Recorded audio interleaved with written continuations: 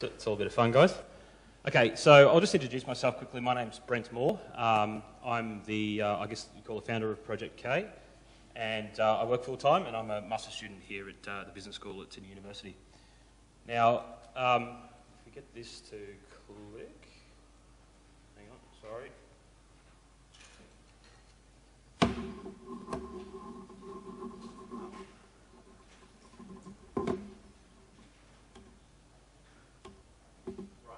Right click.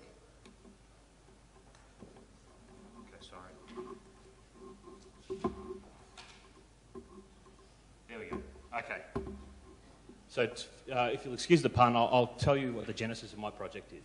So in 2006, I travelled to East Timor, and for those who aren't familiar with it, the capital, Dili, is about 400 miles from Darwin, and if you stand on the top of the highest mountain in East Timor, which is Mount Ramelau, which you can kind of just see there, you can actually, at night time, you can see Darwin.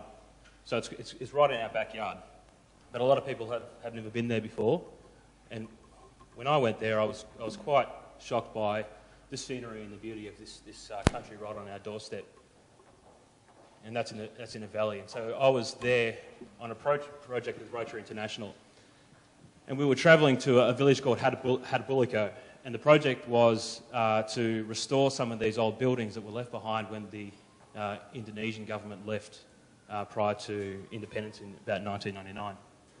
And you can see they're in a pretty sorry state of repair. And the project was one where volunteers from the community in northeast Victoria and in the Rotary district would go and provide their skills to refit and repurpose these buildings so that they could be used by the community for something more productive.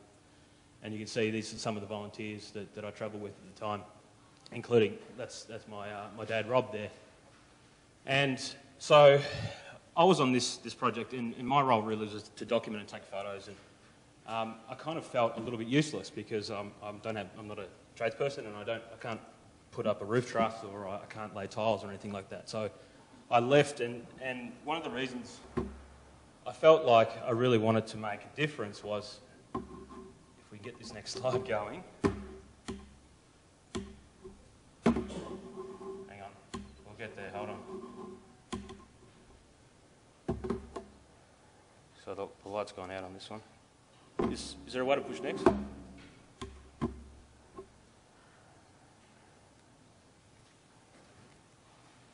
this is someone. Here we go, okay. Did I just skip one? I use my job. Is this plugged in? Okay. Yeah? Okay, cool. Sorry guys, we'll roll on. So of course the reason I felt like I wanted to come back was of course the people. If you've ever been, 2 minutes, okay, I'm going to have to smash this. Yeah. The people. Right, these pictures speak for themselves, so I'm not going to talk more to them. I thought, well, what happens then? Very, very little, except for coffee. Coffee's about the only productive enterprise that you can see up in East Timor. They're killing it here. Literally, they're destroying the coffee. And so I got to thinking, well, what can I do that's related to coffee that can help me make a difference, which would be fund a clinic in East Timor. So what I came up with, an online roast-to-order coffee subscription service, where you pay up front $129, you'll get 6 450-gram bags of coffee. And I'm going to give you a quick sample there for the judges to take a look at, together with a grinder that you take it home and you grind it up yourself. So if you're a sucker and you're still drinking instant coffee, then I pity you, because this is so much better. Okay, so how it works, I'm going to fly through this one really, really quickly. Step one, you buy it online. Through our website here, this is a quick mock-up. We've got a team, one of my team members, he works for Active Travel. He does a fantastic website, so he'll do a much better job than this, but you get the picture. Step two, coffee is at its absolute best 2 days after roasting. So as soon as it gets roasted, we're going to ship it to you so it gets to you as fresh as possible. Okay, you grind it at home. It's lots of fun, a big novelty. Step four, okay, tastes fantastic. It's grown in East Timor, it's organic. Awesome. Okay, step five, here's the kicker, and this is the thing you need to remember if you don't remember anything else from my presentation. For every 500 people that sign up to my coffee subscription service, we build one clinic. The reason is it costs $20,000 to build one. I've done the financial models, which I'll take any questions on later. These are the 5 main points. It's superior freshness, free grind, organic. Company with a cause. People want to buy stuff from companies that they believe in. Attractive branding website, well, let's hope so. At the end, it's a product worth talking about and telling your friends about. Okay, the business model. We're going to get 100 subscribers up front. That's going to provide us with $13,000 worth of working capital, and on top of what we're going to chuck in ourselves. Roasted in Sydney once per month. That means I don't have to quit my day job, which I really love, and so I can just have a schedule, a forward schedule, when I know I've got to fulfill these orders. Maybe you want to... And Richard's standing up. ...on sales and marketing. So... Any questions? Yep, please, go ahead. What's the relative price of the coffee compared to what you're buying in the supermarket? I mean, what's the premium? If you buy non-roasted water, so inferior coffee, you're looking at paying about $35 to $40 a kilo from a supermarket. So this, if you worked it on that basis alone and your only value that you cared about was price, this is about $40, $45 a kilo. But you... 25%, but you get this for free, and it gets shipped to you, so it's a much fresher product. There are coffees out there. In Neutral Bay, where I went and had a coffee yesterday, they sell a coffee for $45 straight out of the tin. So it's in the ballpark. Right. Thank you. Yep.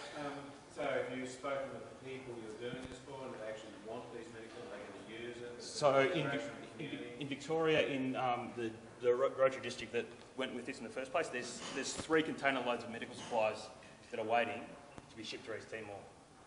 So there's a need for it. And if I show you this one, this little... people understand how to use them. Okay, so part of the funding model is that $6,000 will fund a nurse for a year to actually man the clinic. And so if you see this little girl... T. Marie's nurse. If we just go back here, sorry.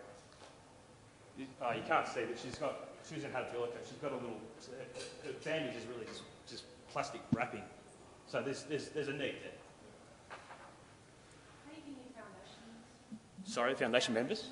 Okay, so it's a campaign. We want to run it on Pozible as an example, and also do advertising. So I've got a budget for about $1,000 to run some initial advertising, things like Rotary newsletters, for example, and the like, to get the first 100 initial subscribers, and I think it's going to generate a bit of word of mouth buzz to generate others. And I've done the costings, and I'm sorry if it's not so cheap with you. Probably on costing. Here's a slide I prepared earlier. Sorry, what does it say made in Sweden on the back? Okay, so that's a mock-up, complete mock-up. But the grinder I've had that's a real grinder, but I've had that shipped from China, and that's part of the package. Last question. Please. That's fantastic. Yeah, I went the real stuff, which is not the terrible Swedish stuff. The real stuff's amazing. I went down to Entertainment Quarter to the markets down there and spoke to a guy who actually sells and roasts. He's from Timor, roasts his own, and the coffee's great. So it'll stack up, for sure.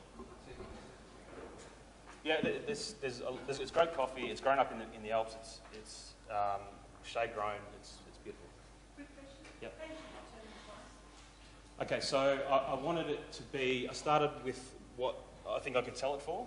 So I basically started from there and worked down and tried to. Totally subjective what you get away with. Exactly. Yeah. So and it works out. There's a contribution margin from each sale of about $30 that will go in that will eventually fund the clinic. Okay, thank you.